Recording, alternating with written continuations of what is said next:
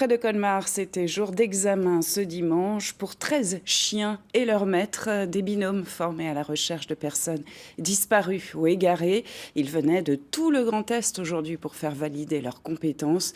Ils pourront alors prêter main forte aux policiers ou aux gendarmes en cas de besoin sur le terrain. David Meneux, Valérie Russuri. Punch a du potentiel. Punch. Un chien curieux, bon flair et qui aime les gens.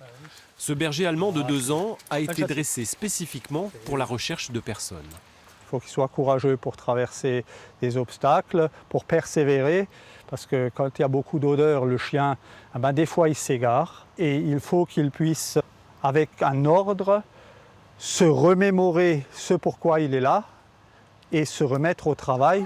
Exercice de recherche d'une personne. Le maître doit avant tout se renseigner sur sa mission. Voilà. Le motif de sa disparition, est-ce qu'il est connu? Elle s'est perdue. Les cheveux, la couleur des cheveux? Les cheveux, je dirais châtain. La jeune femme est cachée dans la forêt à environ 500 mètres. La quête peut commencer. Mais oui, on va chercher mon gros. Viens. Le chien ne suit pas une trace particulière, il ratisse, prospecte, et en une dizaine de minutes, il retrouve la victime.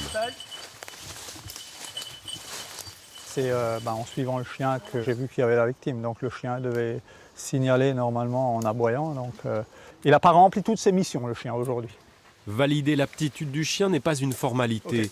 Les équipes cynotechniques doivent être suffisamment fiables pour épauler les services de police et de gendarmerie. Je vais engager par là-bas.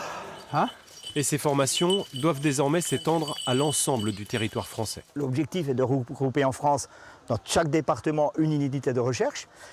On est en train de faire valider ce qu'on appelle un référentiel de formation. On va créer une école de formation et on va reformer des chiens. Et on va reformer des binômes maîtres de chiens. Parce que former un chien, c'est une chose. Si on n'a pas le maître chien qui va avec, ça ne va pas. Les équipes cynotechniques, toutes bénévoles, sont intervenues notamment après la disparition de Sophie Le Tan en 2018 et plus récemment en janvier près d'Épinal, victime de 55 ans, retrouvée malheureusement décédée dans la forêt.